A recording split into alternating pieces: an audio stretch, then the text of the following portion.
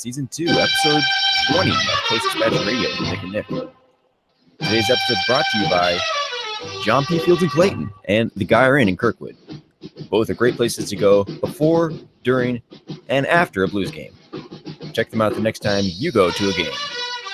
I drive by the Guyer Inn quite a bit. I don't know about you, Nick, but I see it all the time going up there, play hockey up at Kirkwood Ice Rink. Great little bar. Just sitting there on the corner right there from the rink. You can even go. You don't have to go there during a Blues game. Go play some hockey and stop by the Guyer Inn for a beer afterwards. Oh, for sure. If you're playing in the Hockey North American League and you finish your game up with the boys, you can just keep the equipment on, put the skate guards on, and just go straight across the Guyer Avenue over to the Guyer Inn. Yeah, you can't have those blades damaged, so make sure you put the skate guards on beforehand. Yeah, keep the skate guards on. I feel like they'd welcome someone in full hockey gear coming in there, though. Oh, definitely. And Soupy said pretty soon I'm going to hang out with them and watch a game up at Guyer Inn. I want to learn more about hockey. Mm-hmm. If you're going to learn, get straight from the horse's mouth. Did I just call Soupy a horse? And speaking of horses, workhorse, not a horse, a workhorse. And he was a workhorse for the Blues. And but speaking of animals, Nick, I want to jump right into the cow. Yes. What do they call it? The cow caper? The cow caper. I think this whole thing was brought to you by Chick-fil-A. Eat more chicken. Yeah, probably. I don't know. You know what? I saw a little bit about that on Twitter, but I'm gonna have to look that up real quick. If you know anything about that, go ahead. I got it. I'm getting it straight from the SB Nation St. Louis Game Time. Game Time wrote an article on this. This is big nice news. Startup. Very authoritative, complete, comprehensive coverage here by Game Time. They're on it. Nothing gets by those guys. I see that here. Escaped cow. I think it's up. Well, let's see. The headline reads: "Escaped St. Louis cow gets a permanent home with help from Kelly Backus." This is the kind of story, Nick. As I review it, you might need to get a tissue out because unless you really like going to McDonald's, and this isn't going to even affect you. I'd still be crying, but just because there's less meat at McDonald's for me. Now, so in case you haven't heard real quick before you get into this, this is a cow that escaped from a slaughterhouse. I think it was 6 cows in total. Yesterday this happened. And we've got some incredible. There was some interesting stuff going on. I'll let you handle it. You know what? I'm actually logging into to the Google Hangouts. Okay, but let me get over there. So apparently, and this is no bull either. This right? is no bull. A cow was loose in North City. All right, he was on his way to the slaughterhouse, which who knew? I didn't know there was a slaughterhouse in North City. Well, some people might think that that. Right for crime in St. Louis. Might have thought that, but they might have known, but we didn't know. And now, apparently, a few days ago, a number of cows escaped as they were heading to that slaughterhouse. Now, how that happened, I don't know. But yesterday, as you're all aware, I'm just reading this straight from the Game Time here. It says, yesterday, as you are all aware, was a busy news day for St. Louis. Oh, I got a bad call. 6 cows escaped from the Star Packing Company and led St. Louis police on a wild steer chase. KTVI and KMOV both live streamed the mad cow chase for most of the cattle's misadventures. I like the fact that right off the bat they're referred to as the mad cow. I would think he's the happy cow if he's out. Maybe anxious cow, but the mad cow I think was in reference to mad cow disease, which kind of makes the story a little more compelling, right? You've got a happy cow with mad cow disease, foaming at the mouth, and he's on the loose in North City. So it says here, so it made for riveting TV. Apparently, this was live. But the bottom line is, there's an interesting story. Okay, so this is from the Riverfront Times. So as they're trying to apprehend the cow. How this happens, I don't know. Maybe because she saw this live on TV and then drove down there. But Mr. David Backus's wife, Kelly, jumps in the car, heads on down to North City. And it says here, while she was on the scene around 4:30 p.m., the cow was apprehended. And that's when things got serious. A real human element started to kick in to me, Mano says. And I guess that's Mano. Is that Mrs. Backus? No, I'm not sure who Mano is. Okay, so it says his big brown eyes just looked into mine, and I started shouting, "Where are you taking him?" And Mano is emphatically not a PETA person, not even a vegetarian, but something had been triggered within her. And when no one would tell her the next step, she got in her car and defiantly followed the trailer as it carried the cow away. Still half dressed in her dinosaur suit. I feel like we're missing a part of the story here. I know. Because we've gone from Kelly Backus to says thankfully local podcaster Kelly Mano, famous for a GoFundMe page, sent a literal box of crap to Rams owner Stan Kroenke. I like this person already. She was in the scene in a dinosaur suit with a sign that said "Run Forrest Run." I don't know what she was doing down there in a dinosaur suit or with the sign that says "Run Forrest Run," but she was there and she followed them afterwards. I feel like we need to get to hockey at some point. This is a fascinating cow story, though. Okay, well, I'm going to finish it right. I'm going to jump ahead so you can see there's a little preparation here. But she says, I started yelling at the slaughter clinic that I wanted to buy the cow, she says. When they told her it would be about $1,800, she vowed to write a check the very next day. I guess you got some pretty good money when you're wearing a dinosaur suit. You got to get paid something. If you got the dinosaur suit, you got some cash. At home, she turned to GoFundMe and also sleuthing. She tracked down the slaughterhouse owner and she says made a deal over the phone. Funds in hand, thanks in part to a generous donation from, this is where Kelly comes in. She didn't jump in the car, Mrs. Backus. She didn't do that. She wasn't in the dinosaur suit. That makes a little more sense now. Kelly just simply heard about the story, went to the GoFundMe page, funded it, and then there you go. The cow is set free. But where is the cow now? Let's see if it finishes, because I want to know what happened to the cow. I mean, if you're set free, what happened? Is she in the living room right now at somebody's house?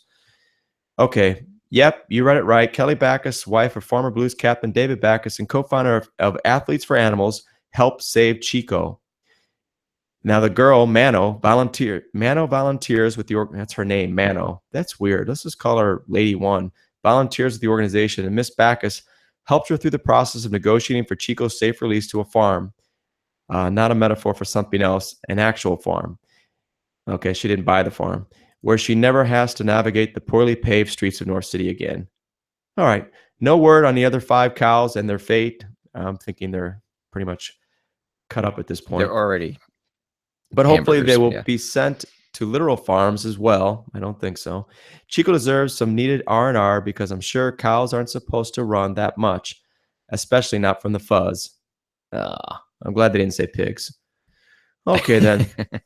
All right. So you need to tell me next time you're going to surprise me with the news article off the bat. All right, but that's big.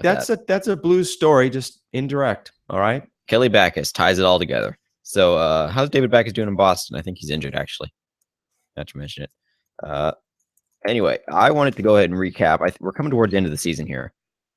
And I thought it'd be fun to recap back on what happened, what we've really been through, because we've been through a lot. We started off the season sans Brian Elliott, without Captain David Backus, without Troy Brower, Mr. Game 7, and with a new look to the Blues, a new captain, a younger core, new players, Parayko and Fabry entering their second year. And we go from that to all the build-up up to there till we get the Winter Classic. Fantastic Winter Classic, incredible event. The alumni game as well. That was a lot of fun. Great memories were had by all. Mm-hmm. That was just fun. Seeing them trot out all the players there, announce them all one by one. Sold out Busch Stadium, 50,000 for one big final, possibly Wayne Gretzky's final game.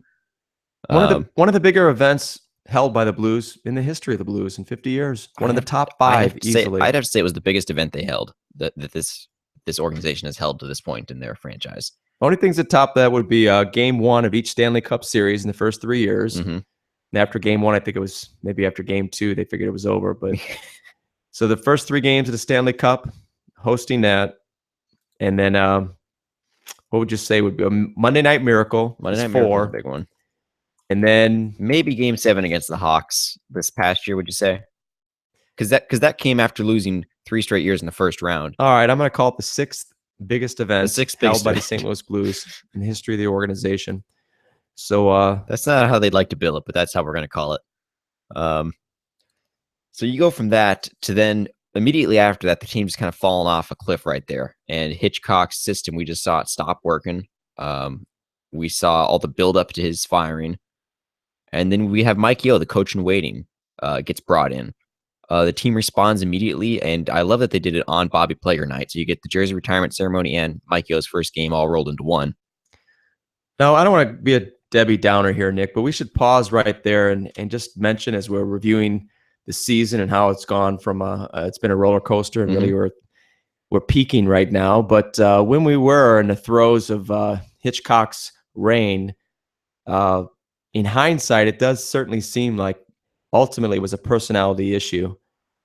Regardless of the nuts and bolts as to what he was doing and how he was doing, handling the team as a coach with the X's and the O's, personality-wise, I think he had reached, the end of it, and in the road as a coach for the Blues. And that's not even really a knock on Hitchcock, because you look at a lot of coaches around the league, and unless you're someone like Mike Babcock, who coached the Red Wings for however long he did, that crazy stretch. You coaches kind of have a shelf life, and you'll see a coach go for 4 or 5 years with the team, and then the team starts to dip a bit, and his message isn't getting across the same way anymore because the core that's been around there has heard the same thing for 5 years. And for whatever reason, personalities are just clashing at that point, and you see a coach get fired. Yeah, I think that is typical, and it's certainly the writing was on the wall, and it all came to a head, and he's gone. And so keep moving, because the rest of what you have to say is pretty positive. Yeah, so after Mike Yeo takes over, things really start to turn around. You see players start to click. You see lines stay the same. Unfortunately, there's been some injuries, Fabry and Stasny. Oh, can we talk about those lines for a second? Okay, so the lines, they're consistent. They are Tarasenko's being put with the best possible players available to allow him to score better. And you see all the players really less worried about back checking, less worried about, hey, I can't make any mistakes or I'm going to be in Hitch's doghouse, and more focused on making plays, driving to the middle of the ice, getting hard to the net, and just playing hard-nosed hockey. And it's really, the difference is astounding. Did you like chemistry in school, Nick? Not in school, but I love it in my lines. Oh, for sure. When you're in school, not so much fun. Unless you're dissecting, which you didn't usually. That was biology. In school, chemistry wasn't that fun, but in hockey, everybody loves some good chemistry. Oh, gosh. So to see the guys together, in hindsight, I mean, you want to say, duh. If you're going to play with somebody, you work with somebody every day, things work out better. And you know the person, you know what they need, you know what they're going to do, the tendencies, the skill, it all just falls in place. So, of course, what's happening? It's all falling in place. Is it because the Blues have a soft schedule and it just worked out that way at the end of the year? To some degree, maybe. To some degree, that certainly doesn't hurt. But they're also winning the games they should be winning. And a lot of the time, Hitchcock's system, and it happens to every team, of course, but more so this year, the Blues are under Yeo. They're winning the games they need to win, and they're not losing games they should be winning. And how many games have they lost? I mean, minus that one little stretch in Yeo's reign, in his dynasty here, in the Yeo dynasty. I can't come up with a good one for that. The Yeo dynasty. Yeo dynasty. He has this team. How many games have we lost by just a goal? So when we do lose, in general, it's a very tight, close game, and we're just missing out on getting a point. I think there have only been 2 games that we've lost by more than a goal under Yeo, or more than 2 goals, I should say. Yeah, that was one. The second game under Yeo, we played the Ducks. I think that was in Anaheim, and we lost. I think it was 5-2. And then we lost. I forget the other game, but it was more recently that we lost another game, but giving up 4 goals. But besides that, there's been a crazy low amount of goals that's been given up. I think it's something crazy like 2 or 3 goals. And I want to throw out too, in those games where we did lose by a goal, they weren't the typical Hitchcock 1-0, 2-1 battles. We would lose 4-3. We'd lose 3-2. Maybe even a 5-4 was thrown in there. But we would lose those games with some offense in play. The team was still, it wasn't as if the tactic of that game was to have a defensive battle and to try to win 1-0 and hope your goalie makes 40 saves or whatever. And here's a stat that really reflects that, is that over the past 14 games, the Blues have outscored their opponents now 43, I think it is, to 20. Okay, so what maxim comes into play there? The best defense is a good offense. And put the puck in the offensive zone. I remember early on when Yeo did take over, it seems to me he was quoted as saying, we're going to have a better defense by having the puck in the offensive zone more. Take the pressure off the D, take the pressure off the goalie. It's a tough game to play when you're skating backwards all the time and you're digging the puck up from behind the net. It takes a lot of energy to do all that. Anybody that's ever played hockey or watched hockey, everybody has, for even if it's psychological, everybody has more energy when they're heading towards the net. And it's a lot, and you seem to have less energy when it comes to defending. And I love the offense. I love the chemistry. You see that in the beer league a lot. Those guys that were dead tired playing defense, the moment they see a breakaway chance, they've suddenly got a little bit of extra energy back in their skates. Oh, it's like they got a rocket pack on their back. They just hit a button and it just explodes. They're laying down sleeping, reading a book in the defensive zone. But the moment they see an offensive break chance, pew, gone. Oh yeah, and then when they got to come back to back check, some of those guys are like, it's like they got a 500-pound gorilla on their back, and they're just scraping it, just dragging and clawing across the ice. I'm trying. You guys can tell we're goalies, right? Yeah. Always complaining about those lazy forwards. All right, Nick. So moving forward, everything's in place. The team's playing better. They're winning their close games. So let's talk. So that brings us to where we're at right now with, what is it, 10 games left in the season? It's not a lot left in this season. Oh, no, 6 games Six left games in the left. season. We're under 10. We are 76 games we've played, Buy your right? tickets for the panic bus, everybody. Prepare to board the panic bus because the playoffs are coming, and they are coming fast. We have 6 games left in the season. Yep. Hey, 76 games played. Before we get into the playoffs, we've got to talk about one of the key reasons that the Blues have excelled the way they have in the last 2 months, month and a half, or whatever it's been now. How many games have it been? 20-something games? Are we talking about since Yo's taken over? Patrico and his rise to power?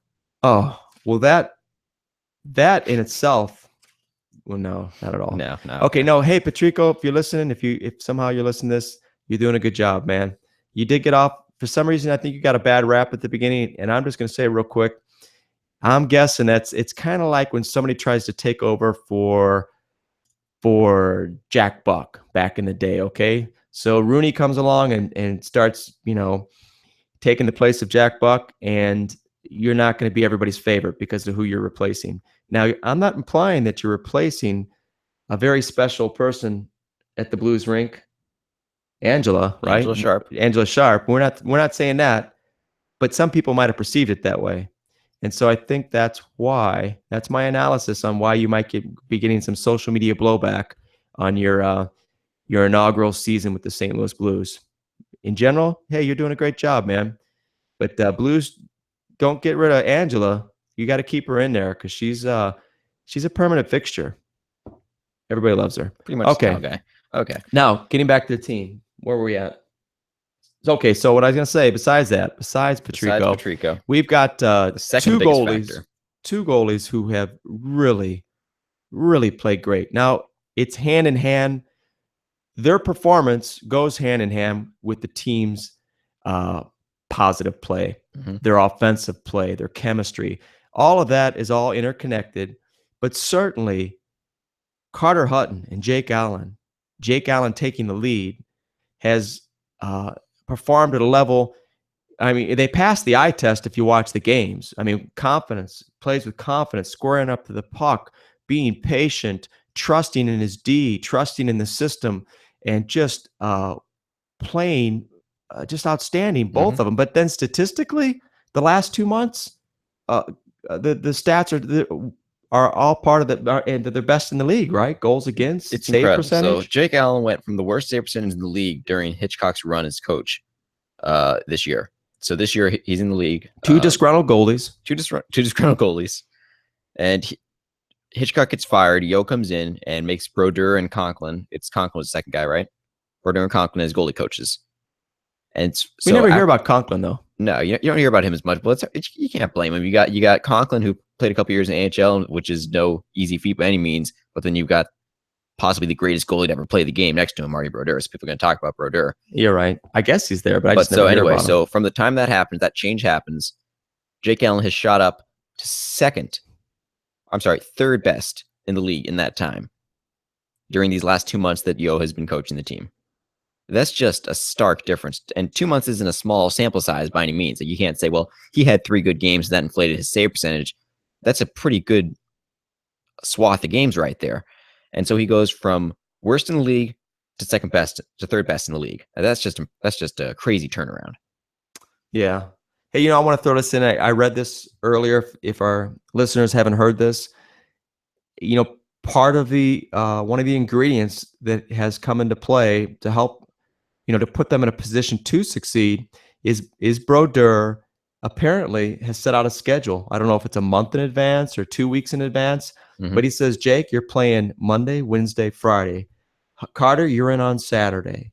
And he just tells them ahead of time, this is when you're playing. You can't, you couldn't even picture Brodeur doing this in the first place. He's not going up to Jake and saying, now, Jake, if you play good Thursday, maybe we'll let you play on Saturday, okay? Because as we all know, that was Hitch's strategy for motivating him. He dangled the carrot in front of him, say, if you get a shutout, you can play again tomorrow. I know. I mean, it's like, remember what we said earlier? We were talking about this, and we said, oh, okay, so that's kind of like telling Tarasenko, if you get a hat trick, okay. Right. And there was a quote from... Get the hat trick in New York, and we're going to go ahead and get you into for tomorrow's game too. Right. Otherwise, you're going down a line. You're playing with Laterra. Oh, I'm sorry. Oh, that's right. So a good quote I heard from Jake Allen actually is that he was quoted. This is towards the end of Hitchcock, and Hitchcock had just benched him again after a game, and someone asked me, it's like, Allen, do these benches, these games off that you're getting, do these help you kind of just reset and get ready for the next game? Hell no. And Allen was just quoted. He just said, no, this doesn't help at all. If I'm the number one goalie and I'm the guy and I'm going to be playing, I need to work through these bad stretches or I'm never going to get better. If I don't have game situations that I can practice in and play in, then it's not going to get any better. If every time a mistake happens, you bench me, there's no opportunity to fix the problems. Yeah, and there, that's just half the story. This isn't the point here, but when a goalie's talking about when he has to address his play or how he feels about how much he gets to play, part of the equation is the rest of the team. During those conversations at that point when he was being interviewed, the team stunk. They were all disgruntled, upset, wanted, which I had thought at the time there was a possibility, and after the fact, I think it's true, that the team was tanking and putting pressure on management, the GM, Army, to get rid of Hitch, to cut the tie, the umbilical cord, rip it out. Cut the umbilical cord. He was. And he finally did, which is a whole nother story. Could be a whole episode to talk about. And then Doug Armstrong holding on too long to friendships, a good old boy club, didn't want to let go, didn't want to say bye, didn't want to cut up the membership card. And this sorry, Hitch, you can't be part of the team no more. We've been together for 45 years now, but I'm sorry, it's over. Bye-bye. I think this past week, Barbashev was quoted as saying, I believe it was Barbashev in a post-game interview. He sat down afterwards with Panger, and he told him, he's like, having Jake Allen play this way behind us gives us so much more confidence knowing that we can take more chances in the offensive zone and not have to worry about getting scored on every time someone comes back. I mean, it's just the confidence that a good goalie can give a team is incredible. Look at what happened to the Canadians last year. They're flying high, top of the league. Carey Price gets injured. They drop like a rock down in the standings, and they just keep falling. Well, and they didn't even make the playoffs by the end of it. They went from best team in the league, 10-0 start, to not making the playoffs. Well, let me throw this out then. With what you just said, what you made me think about is that I've never heard anyone give a stat for this or a percentage, because there is no, it's a subjective thought here. But the thought is, of what value from a percentage standpoint does a goalie have during the regular season or let's say the playoffs towards the overall performance of the team? What value should he be given? If you have 20 something guys on the bench and you have one goalie that's going to play that game, what percentage is he? 30% of, in other words, if you have a great goalie, is he 30% of the overall performance of the team? Is he 20? Is he 10? Because he's certainly not a forward. He's not a defenseman. He's not broken out in that same percentage, or maybe your top scorer. I don't know. Maybe there's parallels here with baseball. I remember, remember when Carps would be out there, whatever team we had, if the Bull, or not the Bull, what am I thinking of? What's Carp's nickname? Maybe it was Carps. Chris Carpenter? Yeah. But he was the bull on the mound, wasn't he? He was a bull on the mound. Yeah. So, well, either way, I mean, think of when they throw him in a game, what degree of effect did he have in the overall game for one guy, versus the other 8 guys on the field? And he played a big part. He drove the performance of that game. What he did is how the game went. And I think that Jake Allen, and really, okay, so we're 2 goalies talking here. And of course, we're overhyping our significance, for the overall team. But the bottom line is I think that Allen plays it. Let's throw a number on it. I think that the goalie, a really, really good goalie, is about 35% of the overall performance of the team. Well, if you want to look at how big of an impact a goalie has, besides the That's the Canadiens words I was looking example, for, impact. take a look at the Dallas Stars. Now, the Stars did have some injuries this year, and a lot of injuries, really. But if you take a look at what happened, offense can only get you so far. So last year, they won the Central with some fantastic offense from Sagan, Sharp, Ben, Spezza, some great young defensemen, Klingberg.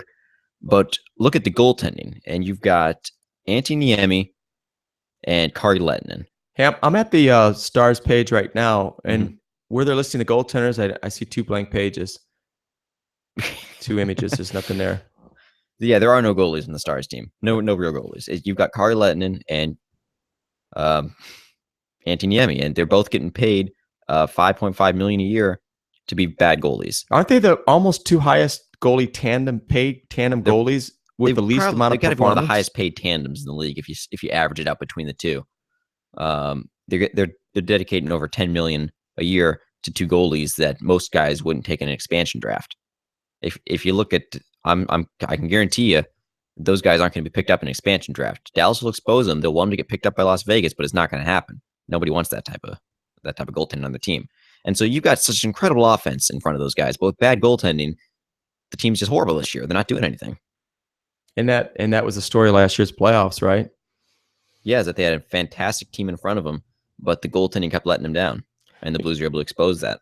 Yeah, so that's, I wonder, now, I wonder if it's, now, hey, I want to go just jump ahead just a little bit because we're going to move into the playoffs.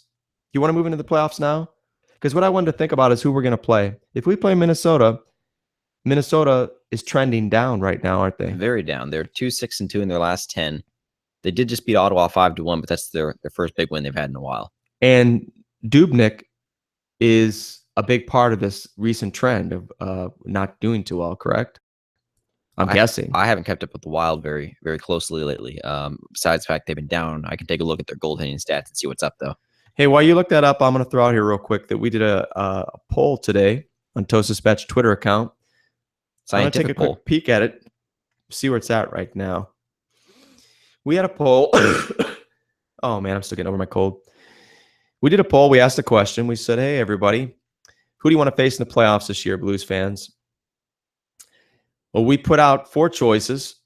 We got the Blackhawks as one choice, the Wild, Anaheim Ducks, Edmonton Oilers. 6 hours later, we've got 175 votes in. Now, who do you think right now the Blues want to play? Blackhawks, Wild, Ducks, or Oilers? What do the Blues fans want to do? You asking me? Yeah. I'm going to have to go with the Minnesota Wild. Minnesota Wild, you're correct. Almost 60% of the fans out of those 4 choices picked the Wild, overwhelmingly picked the Wild. So looks like if you had asked me a month and a half ago, who do you want to play in the playoffs, I would not have said the Wild. They look like a fantastic team, but they have taken their traditional fall off the face of the earth at the end of the regular season approach to the playoffs, which has not worked well for them yet. And they're a team that looks very weak to me right now. You've got a team that's unsure of itself. You've got a team that can't seem to put it together when just a couple of weeks ago they were contending for the first place in the Central Division. And I think they'd be, I don't want to say the easiest first round matchup, but they would be certainly easier than some of the other ones the Blues could face. Oh, no doubt. And now taking a look at this, so I can't remember a time in recent history that the Blues have had this many possible first round playoff opponents. Nashville's the only one we can't play, right? Nashville's pretty much the only one we can't play. Because of the Pacific Division and every team being so close, the biggest gap in the Pacific Division between playoff teams is 6 points between first place and fourth place with Calgary and Anaheim. Anaheim, Edmonton, and San Jose are all within 3 points of each other. Now, if the Blues get passed up by Nashville, Nashville is 1 point behind us. The Blues do have a game in hand, though. If Nashville takes third place in the Central and the Blues drop down to the first wildcard spot, they will play. Do I have to take notes on this? This is all scientific scenarios. They will play the winner of the Pacific Division if they get the first wildcard spot. The winner of this Pacific Division could be Anaheim, Edmonton or San Jose, or even Calgary with an outside chance of that. So 4 matchups there. Now, if the Blues take third in the Central, they could play Minnesota either at home or on the road. If the Blues drop to the second wildcard spot, they could play Chicago in the first round. Pretty much the only team they are guaranteed not to play at this point is Nashville. They could play any one of the other playoff teams. Well, yeah, it looks like there's a lot of choices. I guess it'll all become a lot clearer over the next week, huh? Playoffs start what? Next, possibly, what? No way. Not next Wednesday, right? Well, or 2 Wednesdays. Not next Wednesday. But the following Wednesday. Possibly, I'll have to take a look. I do not think playoff schedules have been announced yet, but I do believe they usually like to start them on a Wednesday or a Thursday night. And so it could possibly be 2 weeks out from the playoffs, depending on how long of a break they take after the regular season ends. Now, do you think? I think that I'd love to see Allen be able to exercise a few demons here. You know what happened when he played? He only had one playoff series. Yeah, he had that one playoff series, and it was not good. It was against the Wild. Yep, he was. He was thrown into the fire. Baptism by fire. He shouldn't have been in that game in the first place. Elliott should have started. They throw him in 2 years ago. He does not play well.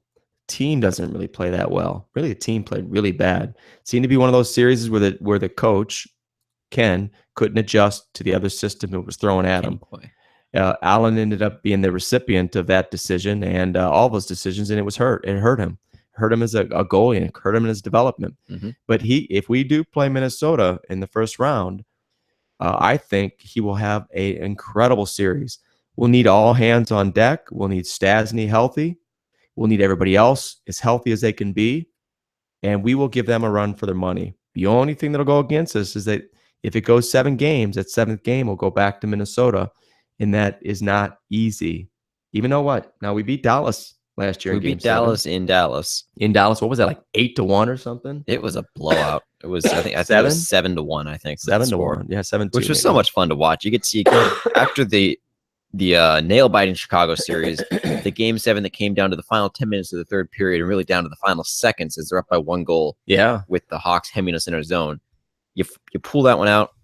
We're all buckled down for another nail-biter of a Game 7. And the Blues come out, and just like that annoying guy they had at the side of their behind the Blues net every game with the bang sign who would bang on the glass, Blues came out with a bang and just finished off the Stars 7-1. So, speaking of the Dallas Stars, there has been some rumors reported by Greg Wisniewski of Yahoo Sports that Ken Hitchcock could wind up back in Dallas next season. Oh man, Ken back to his glory days, taking one final tour. What the thinking is behind this, and Mike Modano was quoted as saying that if Hitchcock comes back, he'd like to come back and have a role with the team too. So he's getting the band back together. Yeah, brother style. Yeah, well, I'll tell you what, Brett Hall just threw in too that if Modano goes back, then Brett's coming back. He's gonna go kick some pucks around. Yeah. Okay, that last part wasn't true. But anyway, so it's quoted that the Stars need structure, and Hitchcock, of course, is the best structure. But could really think about the players that Hitchcock's kind of held back for the Blues. You had Oshie, you had Backus. I mean, not really held back, but less into their offensive role. And the Stars are built as a very offensive team.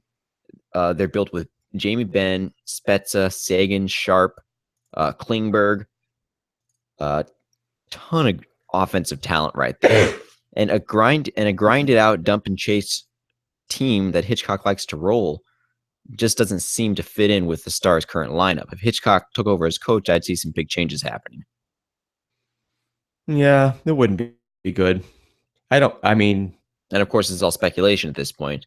But if he took over, and Stars fans, I'm not sure how they'd view it. They might view it as like a homecoming. Hey, here's the guy that got us our Stanley Cup championship. Or maybe let's say, oh, great, here comes Hitchcock again. Well, at some point when a team's losing, the fan base will just grasp at straws. So the general fan base, I'm sure they'd be like, oh, Hitchcock, hey, we won a Stanley Cup with him. What year was that? And Hitchcock, 1903. Hitchcock's great at turning around a team that's in the dumps. I'll give him that. He came to the Blues and helped us up when we were finishing up our rebuild. But the Stars, despite their horrible year, aren't really set as a rebuilding team. They have a veteran roster. They have a strong core. And they kind of need, I would think, a more offensive-minded coach than Hitchcock. Hey, Nikki, I want to throw out a kudos to the St. Louis Blues organization real quick. You know, they handle their social media pretty well. They do. And they really obviously interact with the community a lot. And they seem to always have, and who knows how many things are going on behind the scenes as far as Mr. Stillman and the rest of the organization helping out different charities and different individuals and groups that are in need. And just recently, they released a video where if you go on the St. Louis Blues Twitter account, you could probably see it, or I'm sure at the website, where I'm looking at it right now. They had a lot of special needs kids, loaded up a bus with them, brought them over to the, I think with Bobby Plager driving. They takes them over to the Scott Trade Center, lets them get on the ice and skate. They get into the locker room. They have their own uniforms with their names on the back of them. And then Robbie Fabry takes them out in the ice and they play a game in front of a crowd, some family and friends. Kelly Chase is kind of organizing the whole thing, getting it all together. And I guess you just look at the Blues and you just think, it's a great thing that at first I was thinking, if you want to be a little cynical, you could say, then it creates, the fan base appreciates what the Blues do. And then you sell more tickets. But I'm happy for the Blues because basically they're always finding ways to help other people. And it's such a great involvement in the community. Yeah, when you help other people, it makes you feel good. And I'm happy for the Blues because all the individuals who get to do this get to help other people have a nice stay and a special experience. And I think that's pretty cool. So kudos to the St. Louis Blues and all their efforts they put forth in helping other people. They've done a fantastic job with that for sure. Yeah. I'm sure a lot of teams have efforts like these, but I think the Blues really go above and beyond and take it to the next level with their efforts that they do. Yeah. Moving on, we got a couple hot takes for you today. So Molina is reportedly really close to a contract. They're finalizing it. 3 years, $55 million extension. I don't think it'll be official until opening day. It's not going to happen today. It's not going to happen Saturday.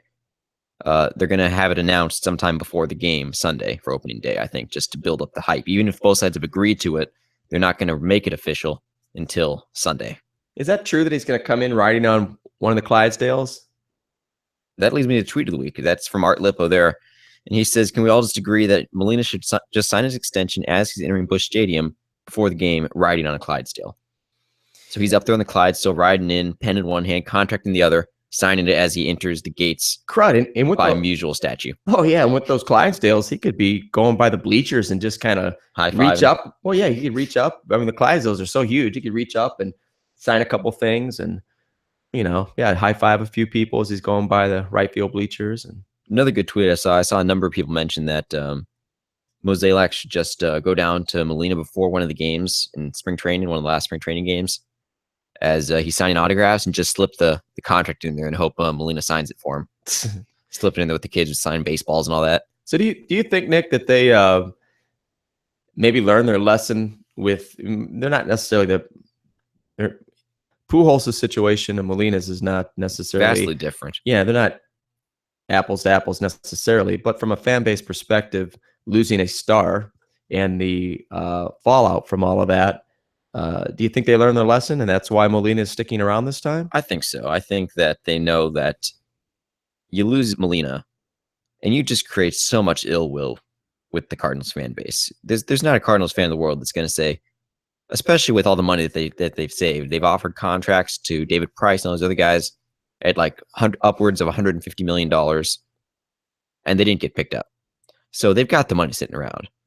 $55 million for 3 years to Yachty, as even just like a thank you for all the years of service, the 2 World Series championships, all the coaching he's done for their pitchers and all this stuff, even as just like a farewell contract, is still a fantastic value. Yeah, and I'm going to add to that and say that I think that they're looking long term here. And the fact that they're cementing his legacy as a St. Louis Cardinal, as one of the all-time Cardinal greats, as one of the best defensive catchers in the game of baseball, and letting him finish off his career with just one team is a very special thing that doesn't happen as much as it should anymore. Yeah, so let's walk through that real quick. So he plays this year. Hopefully he's healthy most of the year. He plays next year. Hopefully he plays close to the same amount of games. Maybe he plays 20 games less. And then those final 2 years of the contract, he platoons, he teaches, and he mentors. But then I wanted to add, I think that the organization, the Cardinals, are looking beyond that, and they're saying, okay, so then after that, he is obviously, as you mentioned, part of the Cardinal lore. He's part of the history of the Cardinals. It'll be celebrated for a long time. But then I believe that they're trying to see if he's got a spot within the organization that he can take a coaching position, management, whatever it might be, so that he's then is still part of the Cardinals. And I guess let me ask you as a question to you. Have you heard Molina ever talk that much about wanting to be a part of the Cardinal organization, which might be he might not talk about because that's looking too far ahead. He wants to talk about winning championships, not being retired. I don't think he talks about it that much because he's such a competitor. He's always focused on playing, and I don't think he wants to think about it after his career. Yeah, at this point. But an interesting fact, actually, after the Pujols contract, the Angels signed Albert Pujols to, and in there was a clause that said for the next, I think it was 10 to 15 years, you need to be associated with our brand and with us, and you need to do these public events for us, and because they thought he was going to be the face of the franchise for the next 20 years.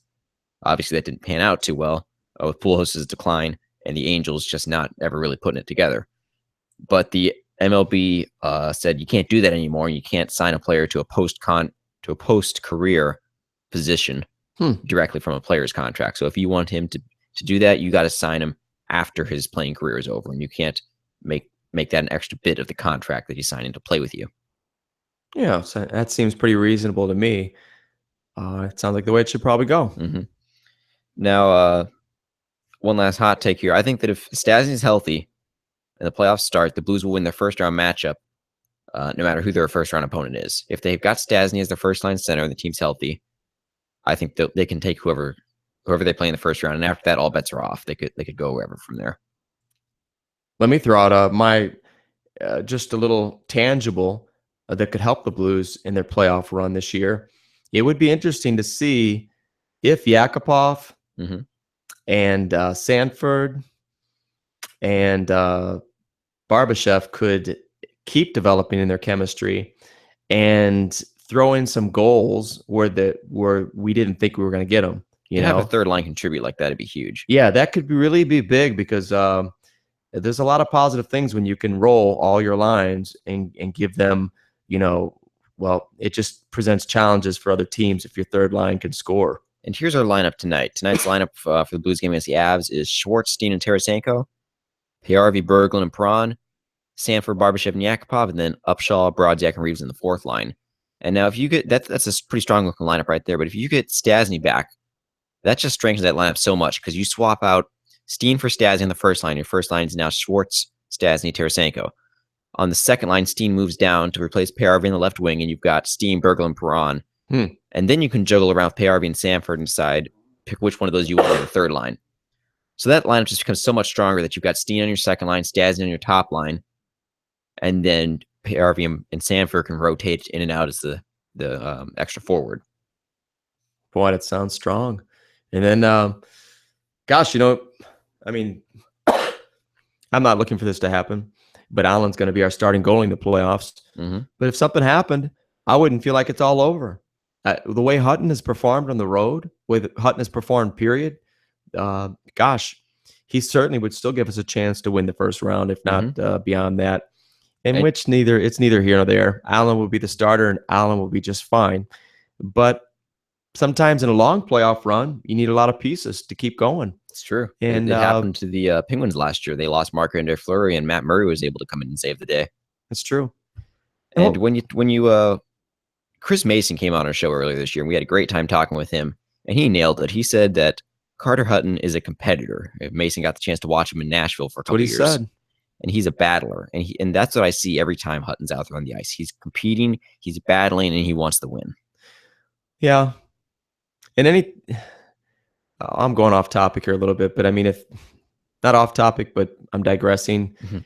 Uh, I still feel like a goalie's performance is always integral to the team's performance on some level. Not that a goalie can't steal a game, but overall, a 10-game period or a series of 7 games in the playoffs, it's really tandem. The goalie and the team, they go hand in hand. Mhm. The team's playing well, the goalie will play well.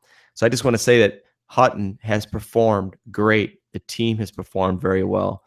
When Hutton where there were spots at the beginning where we had some podcasts where we were saying, I don't know, is this Hutton guy any good?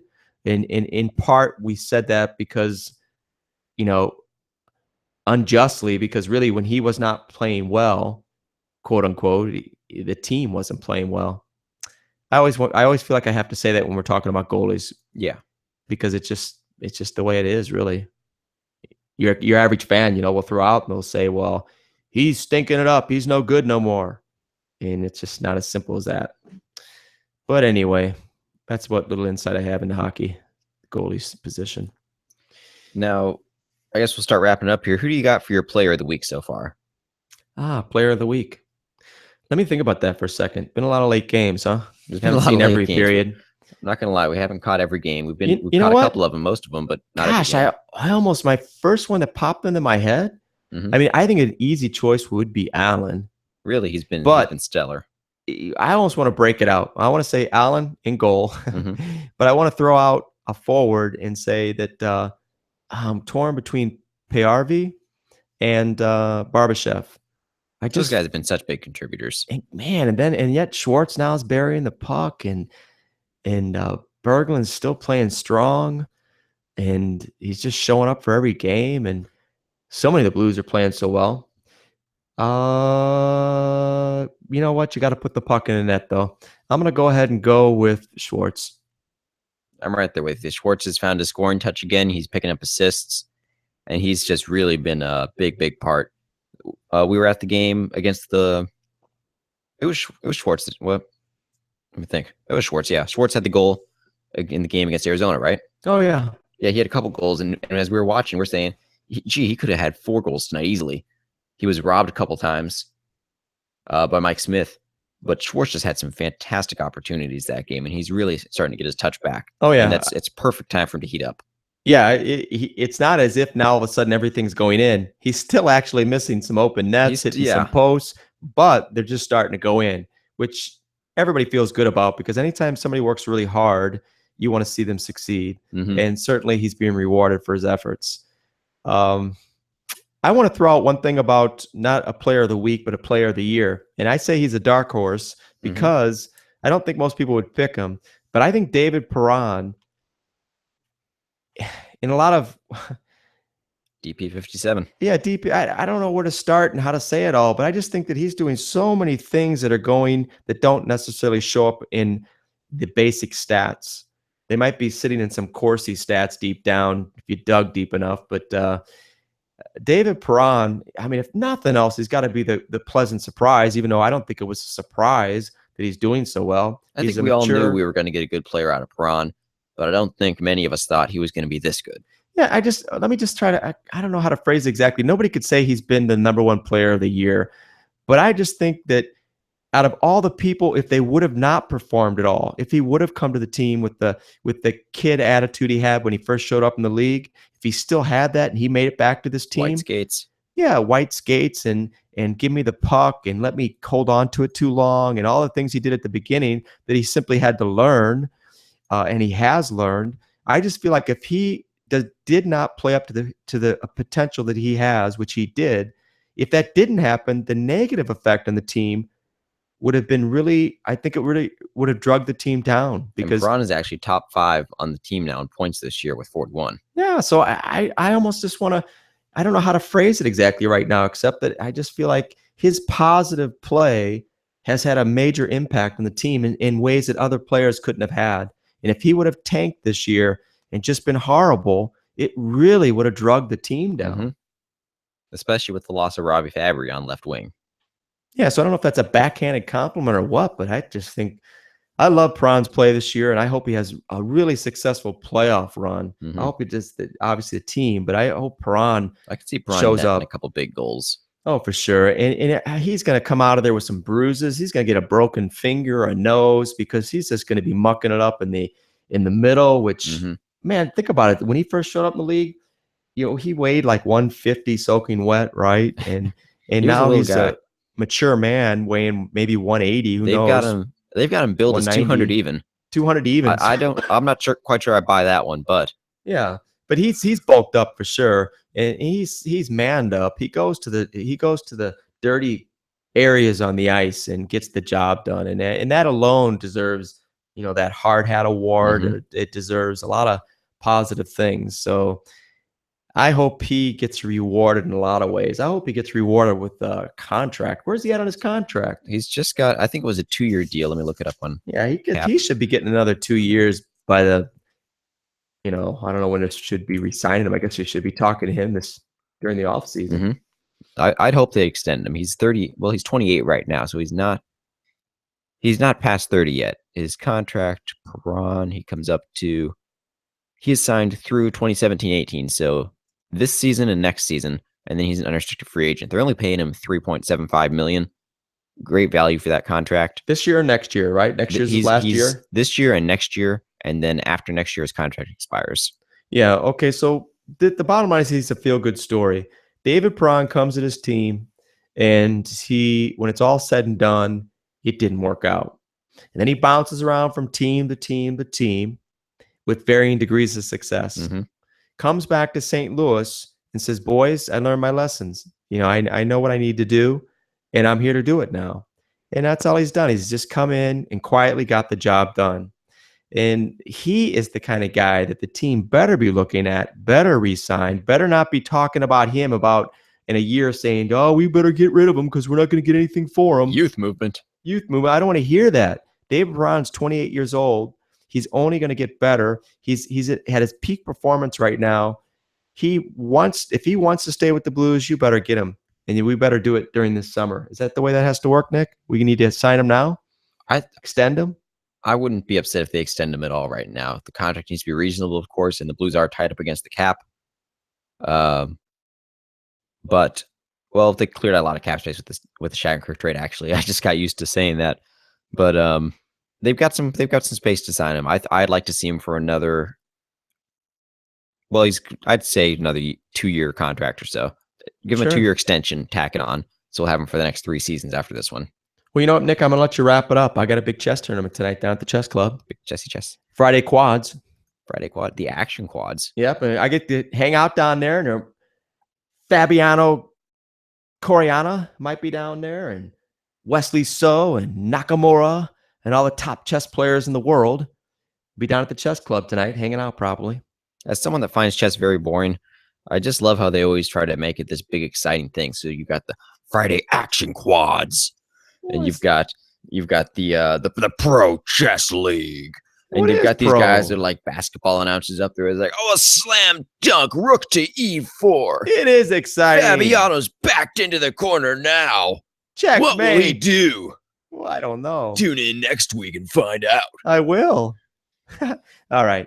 Well, no, I understand. I understand. Chess doesn't seem to be that exciting. Anybody that's played chess and studied chess, though. I was happy. I was happy when I got to the point where I stopped saying chess and I say chess. Actually, that's been my pinnacle of my career, my chess career. Mm. All right, then. Hey, Nick, I'm gonna let you wrap it up. All right. Well, thanks for listening to Toast Dispatch Radio. You can, of course, subscribe to us on iTunes, Google Play, and Stitcher. You can check it out on our website. We got all the podcasts archived there. Follow us on Twitter at Toast Dispatch. And check out the website, toastdispatch.com. Articles, games, videos, and more. Check out our friends over at Let's Go Blues Radio. They just had their 100th episode, so congratulations to them. Kurt, Bill, and Jeff. I was trying to say Bill O'Day, but that's Bill Day. It's Bill Day. Kurt Price. And Jeff Ponder. So congrats to them on their 100th episode. That's a pretty strong run right there. And thanks for listening, everybody. That'll about wrap it up for us tonight.